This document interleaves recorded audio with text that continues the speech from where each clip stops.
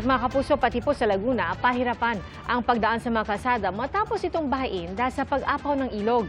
At saksi, si Mark Salazar. Simula pa kagabi, isolated ang malaking bahagi ng Mabitak sa Laguna. Hanggang baywang pa rin ang tubig sa ilang parte ng Manila East Road na pangunahing thoroughfare.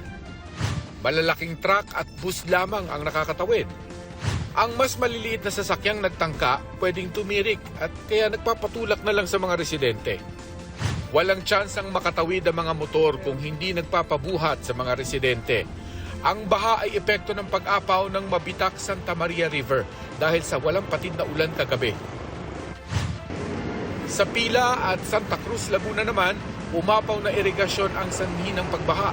Ang mga taga-barangay Patimbao ginising ng pagtaas ng tubig kanina.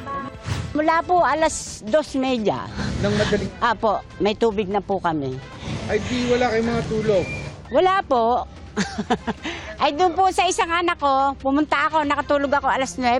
Paggising ko po, basa yung kutsyon ko.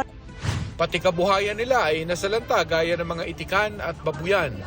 Mabuti na lang daw at huminto rin ng ulan at hindi katulad ng epekto ng bagyong Karina at Habagat noong isang buwan. Huminto po. Pero kung hindi po siya tumigil, hanggang dito po yun. Abot po. Ba't tumila dito? Maaga na po eh. Pero kung hindi huminto yan, nangyari. Diretso po yan. Hanggang taas na po ng bahay namin.